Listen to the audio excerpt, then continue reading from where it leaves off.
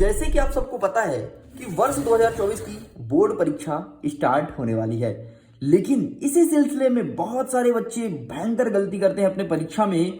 तो आपके सामने एक बॉक्स आ चुका है जिसमें लिखा है बोर्ड एग्जाम वर्ष 2024 में ये 5 गलतियां भूल करके भी मत करना। ये गलतियां कौन कौन सी है, इस बॉक्स में जितने भी चिट हैं उसके थ्रू हम कवर करेंगे, लेकिन उसके पहले हम कोई और इंफॉर्मेशन आपको बताने वाले हैं।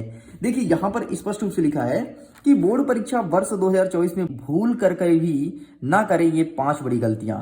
अगर आप इन गलतियों को अवॉइड करते हैं और इन गलतियों को सुधार लेते हैं तो 95% से ऊपर आपका नंबर आने वाला है। इसीलिए इस वीडियो को एंड तक देखिएगा और पेपर में जाने से पहले इस वीडियो को जरूर देखना। तो चलिए हम फटाफट देख लेते हैं वो 5 बड़ी गलतियां कौन सी जो हमें नहीं करनी है और जो हमारे इस बॉक्स में दिखाया गया है। इस बॉक्स को हम अनबॉक्सिंग करेंगे। इस बॉक्स में 6 चिट है। 6 चिट में से आपको 5 चिट वो गलतियों के हैं और 1 चिट उन गलतियों के सफाया करने के लिए है कि हमें किन बातों का ध्यान रखना है। तो इस बॉक्स को आपके सामने ओपन करेंगे, क्रमशः एक एक चिट को निकालेंगे और उसके बारे में गहन अध्ययन करने वाले हैं। तो चलिए फटाफट बॉक्स को ओपन करते हैं। जैसे बॉक्स को ओपन करते हैं तो कुछ इस प्रकार से चिट आपके सामने रखी गई है। हमारा पहला पर्ची क्या कहता है इसको चलिए देख लेते हैं। तो ये रहा हमारा पहला पर्ची, इसे मैं साइड करता हूं फिलहाल। पहले पर्ची में लिखा है कि प्रश्न में जो पूछा गया है उसी का उत्तर लिखें, गाना कसम शायरी उत्तर में ना लिखिए। देखिए आमतौर पर बच्चे करते क्या हैं कि प्रश्न में जो पूछा जाता है वो ना लिख करके, बल्कि अगर उसका आंसर नहीं बनता तो बच्चे कुछ का कुछ लिखना स्टार्ट कर देते हैं। तो ध्यान दीजिएगा, आपको ऐसा कुछ नहीं करना है। आपको ना तो गाना लिख करके आना है कि कोई भी गाना लिख दो, क्योंकि गाना लिखने पे आपको नंबर मिलेगा नहीं। आपको कसम नहीं देना है कि माँ कसम सर अगर आपने नंबर नहीं दिया तो आपकी बीवी भाग जाएगी, आपके बच्चे 4 शादी कर लेंगे, ऐसा कोई कसम नहीं देना है।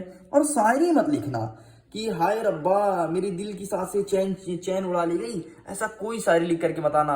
अगर आप ऐसा वाकई करते हो तो आपके नंबर बढ़ेंगे नहीं बल्कि कहीं ना कहीं कटेंगे ही कटेंगे। तो इस गलती को ध्यान रखना कि प्रश्न में जो पूछा है आप वही लिखिए, जितना आपसे आता है वही लिखिए, और यदि आपसे नहीं आता तो आप इधर उधर के 2-3 प्रश्न का उत्तर उससे रिलेटेड जोड़ सकते हैं, लेकिन गाना कसम शायरी जैसे शब्दों से बचिएगा। इस चीज को ध्यान देना। अगर आप ऐसा करते हैं तो डेफिनेटली 95+% लाने के हकदार आप ही हैं। बॉक्स में दूसरी पर्ची क्या कहती है, क्या लिखा है दूसरी पर्ची में, तो इसको हमने निकाल लिया और आपके सामने पलटाएंगे। तो ये रही दूसरी पर्ची। देखिए यहां पर लिखा है बोर्ड परीक्षा की उत्तर पुस्तिका में पैसे बिल्कुल ना रखें। 100 रुपए, 200 रुपए, 500 रुपए या 2000 रुपए। देखिए आमतौर पर स्टूडेंट्स करते क्या हैं कि कुछ पैसे दबा देते हैं अपने कॉपी में। जो जब टैग लगाते हैं, कॉपी को टैग करते हैं, तो उसी टैग के साथ कुछ पैसे को भी बांध देते हैं कि अगर शिक्षक पैसे पाएगा तो वो खुश हो जाएगा और हमें एक्स्ट्रा नंबर दे देगा।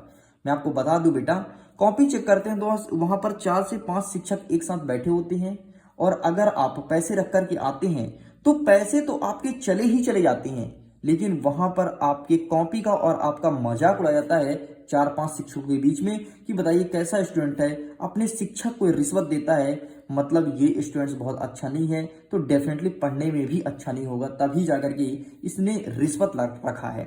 और इस बात को देखते हुए वहां पर आपके नंबर बढ़ते नहीं है बल्कि नंबर कटने के चांसेस बढ़ जाते हैं। तो आपके पैसे भी चले जाते हैं और आपको नंबर भी नहीं मिलते हैं। इसलिए ये गलती हमें नहीं करनी है। चलिए इसे साइड करते हैं, देखते हैं नेक्स्ट हमारा क्या है। इसको जैसे मैं पलटाता हूं तो यहाँ पर लिखा है केवल काले और नीले रंग के पेन का प्रयोग करें। देखिए बहुत सारे स्टूडेंट्स हेडिंग डालने के लिए हरा पेन, गुलाबी पेन, लाल पेन का उपयोग करते हैं। तो आपको ध्यान देना है केवल आपको प्रश्न का हेडिंग काले पेन से डालना है और जो उत्तर लिखेंगे वो नीले पेन से लिखेंगे। आपको लाल पेन, हरा पेन, इन जैसे रंगों के पेन को अवॉइड करना है, ध्यान भी नहीं देना है, ना तो एग्जामिनेशन हॉल में लेके जाना है। इस चीज को ध्यान में रखिएगा। अगर आप 2 रंग के पेन का प्रयोग करते हैं तो आपकी कॉपी सुंदर और अट्रैक्टिव दिखेगी, कॉपी चेक करने वाले को आसान होगा और आपके नंबर के चांसेस कहीं ना कहीं इंक्रीज हो जाएंगे। इसलिए आपको केवल 2 रंगों के पेन का ही प्रयोग करना है। काला पेन केवल हेडिंग डालने के लिए और नीला पेन उसका आंसर लिखने के लिए। चलिए इसे भी साइड करते हैं। नेक्स्ट देखते हैं कि और कौन सी गलतियां इस बॉक्स में रखी गई है। तो एक और पर्ची ये रहा आपके सामने पर्ची को ओपन करेंगे तो ये हमने पर्ची को पलटाया और इसमें लिखा है पहले जो प्रश्न बनता है उसे हल करें। देखिए क्या होता है कि बहुत सारे स्टूडेंट्स क्या करते हैं को क्रमशः करने का प्रयास करते हैं। जैसे वो अपने कॉपी में डाल देंगे कि प्रश्न क्रमांक 1 का उत्तर पहले लिखेंगे, फिर 2 का लिखेंगे, फिर 3 का लिखेंगे, फिर 4 का लिखेंगे। ऐसे बढ़ते बढ़ते बढ़ते बढ़ते वो 19 से 20 तक जाते हैं। तो बेटा एक चीज ध्यान दीजिएगा, आपको ऐसा क्रम में नहीं लिखना है, कहीं पर कोई लिखा नहीं है कि आप क्रम में ही लिखो तभी जाकर के पूरे नंबर मिलेंगे। आपसे जो आंसर पहले आता है उसका आंसर आप पहले दीजिए, जो आंसर आपसे नहीं आता है उसका आंसर आप बाद में दीजिए। तो एक चीज ध्यान रखिएगा, जो प्रश्न आपको सबसे सरल लगता है उसे सबसे पहले अटेम्प्ट कीजिएगा, फिर उससे कठिन वाले प्रश्न को उसके बाद में अटेम्प्ट कीजिएगा, और जो सबसे कठिन है जो आपसे आता ही नहीं है उसे सबसे अंतिम में अटेम्प्ट करना। क्रम कोई भी हो सकता है, जैसे कि आपने पहले प्रश्न क्रमांक 1 का उत्तर लिखा, फिर आप प्रश्न क्रमांक 3 का उत्तर लिख सकते हैं, फिर आप लिख सकते हैं प्रश्न क्रमांक 5 का उत्तर, फिर आप लिख सकते हैं प्रश्न क्रमांक 8 का उत्तर। मतलब जो जो आपसे आता है, जो जो आपको सरल लगता है, आप उनको पहले अटेम्प्ट कीजिएगा। इस बात को ध्यान में रखिएगा। अगर आप वाकई ऐसा करते हैं तो डेफिनेटली 95+ % की हकदार केवल और केवल आप हैं। तो चलिए इसे भी साइड करते हैं और नेक्स्ट गलती देखते हैं कि और कौन सी गलती हमें नहीं करनी है। हमारे बॉक्स में एक अंतिम गलती है, 5वीं गलती, और इसको देखते हैं कि ये क्या कहती है। ये गलती हमारी कहती है कि बोर्ड कॉपी के फर्स्ट पेज में काट पीट कर गलत उत्तर कभी ना करें। देखिए ये बहुत ही अच्छी टॉपिक है और बहुत बड़ी गलती है। बहुत सारे स्टूडेंट्स इस गलती को दोहराते हैं। देखो, जब बोर्ड की आपको कॉपी मिले तो जो फ्रंट पेज होता है ना, फ्रंट पेज में कभी भी आपको काटा कूटी नहीं करना है। जैसे कि प्रश्न क्रमांक 1 का उत्तर श्याम है लेकिन आपने गलती से राम लिख दिया, तो राम को ऐसे नहीं काटना कि घुसेड़ के काट दे एकदम से, ऐसा नहीं काटना है। राम को ऐसा भी नहीं काटना है कि ऐसे ऐसे ऐसे ऐसे करके काटें। ध्यान से देख लो, राम को आपको ऐसा भी नहीं काटना है कि ऐसे ऐसे ऐसे करके काटें। इस चीज को ध्यान दीजिएगा।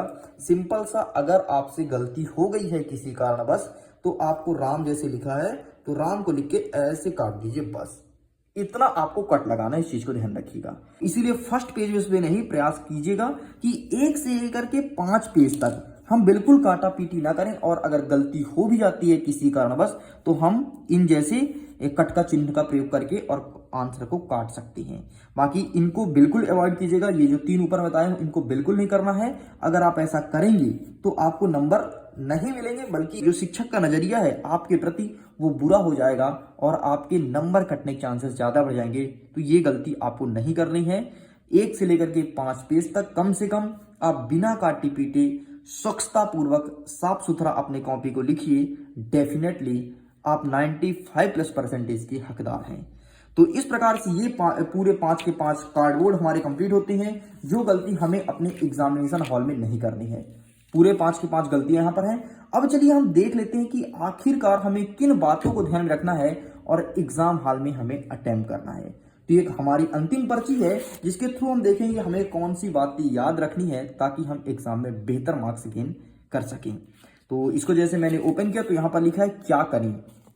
पहला नंबर लिखा है घड़ी लेकर के जाएं। तो देखिए इससे क्या होगा, अगर आप अपने साथ एक घड़ी रखेंगे तो आपको याद रहेगा कि यार अभी हमारे पास इतना समय बचा है और इतने समय में इतने प्रश्न का उत्तर करना है। जैसे आप पास 30 मिनट का समय बचा है और आपका 3 प्रश्न का उत्तर बाकी है, तो आप ऐसा डिवाइड कर सकते हो कि एक प्रश्न को केवल 10 मिनट देंगे, 10 मिनट से ऊपर नहीं देंगे, तभी जाकर के हम 30 मिनट में 3 प्रश्न को सॉल्व कर पाएंगे। तो घड़ी रखने से ये बड़ा फायदा मिलेगा, आपको अपने समय का पता चलेगा और समय के थ्रू आप एक एक प्रश्न को अटेम्प्ट कर पाओगे और आपके कोई भी क्वेश्चंस छूटेंगे नहीं। बहुत सारे बच्चे का होता है कि सर हमारे प्रश्न का उत्तर छूट गया, तो इसका सबसे बड़ा रीजन ये है कि आपके पास घड़ी नहीं होती, आप समय को नहीं देख पाते हैं। इसलिए प्लीज अपने साथ एक घड़ी लेकर के जरूर जाएं। आगे बढ़ते हैं। इसी का सेकंड पॉइंट कहता है कि कभी भी नई पेन मत लेकर के जाओ।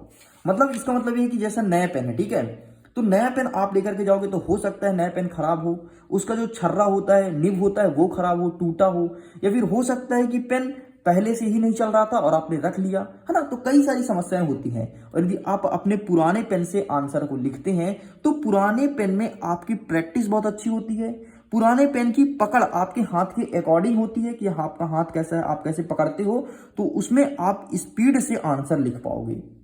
नए पेन को पकड़ने में थोड़ी समय तो लगेगा, हाथ में उसे बैठाने में समय लगेगा, इसलिए आप बेहतर होगा कि पुराने से पुराने पेन का उपयोग करें जो आप यूज करते आ रहे हैं, जिसमें आपकी ग्रिपिंग बहुत अच्छी है, पकड़ बहुत अच्छी है, ताकि आप आंसर को स्मूथली और बढ़िया आराम से लिख सकें। और आपको ये भी नहीं करना है कि बहुत महंगी पेन हम खरीद लिए कि 100 रुपए का पेन खरीद, 200 रुपए का नहीं, बिल्कुल नॉर्मल पेन खरीदो। 5 रुपए, 2 रुपए, 3 रुपए जितने की पेन आती है नॉर्मल पेन खरीदो, और जिस पेन से तुम घर में हमेशा लिखते हो उसी पेन से आपको लिखनी है, इस चीज को ध्यान रखिएगा। तीसरा पॉइंट कहता है कि सकारात्मक सोच रखिए, मतलब अब आपको वहां पर निगेटिविटी नहीं फैलानी है। ये टेंशन नहीं रखना कि अरे यार एग्जाम में मेरा क्या होगा, मेरे से बनेगा नहीं बनेगा। अगर आप ऐसा पहले से डिमोटिवेट हो जाएंगे तो डेफिनेटली आपका एग्जाम अच्छा नहीं जाएगा, क्योंकि आपके दिमाग में वही वही बातें घूमेगी। लेकिन तुम अगर ऐसा सोचोगे, अरे ठीक है जो होगा देखा जाएगा, हम कर सकते हैं, हम आसानी से कर लेंगे, अच्छे नंबर भी आएंगे, अगर ऐसा सोच के आते हो तो डेफिनेटली आपका एग्जाम बहुत ही अच्छा जाएगा। तो इस चीज को ध्यान रखिएगा, इन 3 पॉइंटों को, इस 3 पॉइंट को दिमाग में कंठस्थ कर लीजिएगा और इसको अपने दिमाग में उतार लेना, और इन बातों को ध्यान रख करके अपने एग्जाम के लिए प्रिपरेशन करना चालू कर दो। बाकी आपकी बड़ी गलतियां कौन कौन सी है, वो 5 बड़ी गलतियां जो आपको नहीं करनी है, आपके सामने एक एक गलतियों को मैंने रख दिया है। वीडियो पसंद आए तो वीडियो को लाइक कीजिए, अगर चैनल पहले सब्सक्राइब जरूर कीजिएगा। लगातार सभी विषय की तैयारी एएसके क्लासेस के ऑफिशियल यूट्यूब चैनल पर तैयारी कराई जा रही है। लगभग सभी विषय की तैयारी एएसके क्लासेस के ऑफिशियल यूट्यूब चैनल पर कराई जा रही है, तो प्लीज सब्सक्राइब करिए और तैयारी बेहतर ढंग से कीजिए। डेफिनेटली अपने स्कूल के टॉपर बनेंगे और 95 प्लस परसेंटेज आने से आपको कोई भी नहीं रोक सकता है।